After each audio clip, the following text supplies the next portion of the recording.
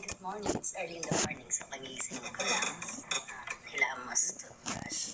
Now, kakain tayo ng almusal. So, may natira pa kasi ako alimangoy yesterday, so ngayon ko kakainin. Binukas ko na siya.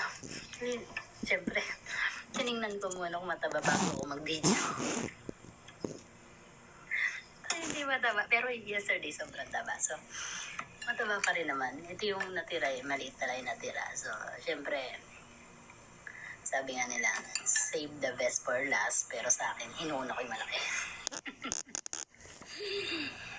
So, ito yung taba niya, kakainin ko. Sa ating mga OFW, mahal yung ganitong klase sa ibang bansa. Pero sa Pilipinas, mahal din naman. Pero mas mahal dito. So, sarap. Pinasawsaw ko siya sa may sukang may sili. So, ngayon, para advice sa mga OFW, kasi ako, starting ko palang mag-abroad, talaga nag-iipon na ako. So,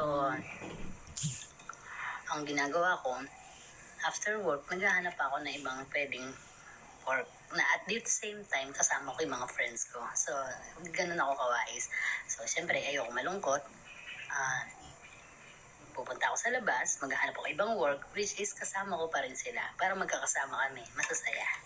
Yun. So, thank you po sa nagpag-sponsor nito sa akin. Hindi ko to kayang bilhin. Kaya ko naman. The problem is, nanghihinayang ako kasi syempre itutulong ko na sa pamilya ko sa Pilipinas, ibibili ko pa ba niyan ng ganyang alimango. So, thank you na lang po sa nag-sponsor. At sana ulitin, joke lang. Hindi po. Thank you po talaga. What you give, I will accept kasi bawal tanggihan ng grasya. Thank you po. Kasi natulungan ko rin yung mga yun. Dumating sila ng Taiwan. Wala silang pambayad ng internet. So, yung mga ganong bagay, hindi ko po nililibre. Hindi ko muna po sila pinagbabayad. The first day na sumahod sila, doon po sila nagbabayad.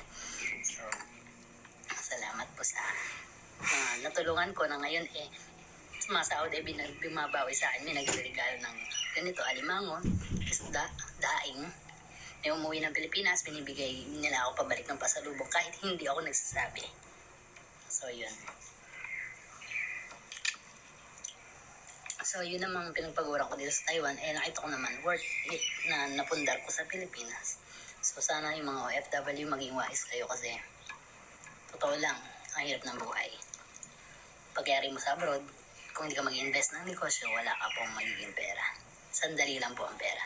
Kung may ipot kayo mga 1 million ngayon, invest nyo na yan sa Pilipinas, huwag na po kayo mag-antay-antay.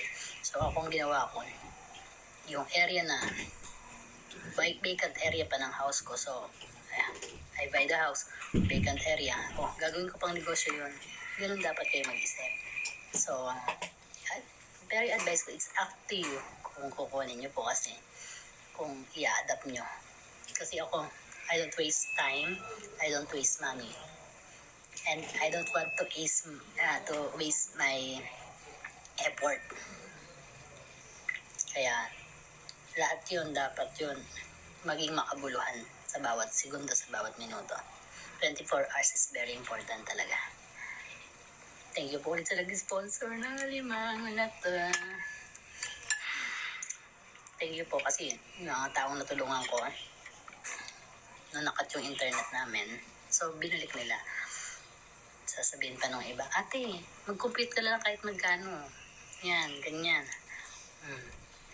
Bahala ka na kung magkare-refund mo. So, nakikita ko yung balik nung mga tinulong ko sa kanila nung unang dating nila sa Taiwan na wala silang internet, makontak yung mga pamilya nila. So, yun, binigyan ko sila ng internet. Kahit ilan pa kayo, bibigyan ko kayo. Kahit wala kayong pera. So, babayaran nila yun pagkasahod nila. Ganun sila. Just ngayon na nakatan kami ng internet, nagpapasalamat ako, nakikita ko yung balik nila sa akin kung paano nila ako tulungan. Nanso daw ba ako? Inaangat nila ako talaga. Kaya nagpapasalamat ako sa lahat ng tao na hindi nagalit sa akin talaga silang lahat. Sobrang dami. Walang nagalit man lang kahit isa na na-out-internet mo, walang yaka, tangina nga, ganyan, tangina mo. Wala po. Lahat sila inunawa po ako. So nakita ko kasi, parang nung ko na-realize na Kung ano ang tinanim mo, yun naanihin mo na. Tumulong ka noon. Ngayon, ikaw nasa baba, tinulungan ka nila. Wala po talaga nagalit sa akin sa pagkakakat ng internet na to. Nag-refund po ako ng pera, nagpalit ako ng SIM. So, ang ayos po nila maipag-usap sa akin lahat ng customer ko sa SIM. So, nagpapasalamat ako sa inyo lahat. Ang init ng pantanggap niyo talaga sa akin talaga. Naiiyak pa ako pag umuwi ako na, thank you Lord, wala pong nagalit. Thank you Lord. Kasi, naisip ko, binalik nila yung tinulong. Mahal mo sasabihin nila sa akin, ate, wag mo nang computing ng kahit ano na lang, bigay mo na lang sa akin kahit magkano lang, walang problema. As sarap sa puso. Kasi sinasabi ko pa lang umpisa sa kanila, wala pang refund yung telecom, hindi ko pa nakukuha yung pera sa kanila. Kahit tingnan natin sa list ng transfer account sa bangko ko, papaluwalan ko muna po hanggat kaya kong paluwalan para hindi lang po pabalik-balik yung tao. Kaya nagpapasalamat po ako sa naging customer ko talaga, sa kayong lahat. Nagpapasalamat po talaga. Thank you po. Saludo ako sa inyo. Kayo po talaga ang boss ko, kayong lahat na customer ko sa SIM. Salamat.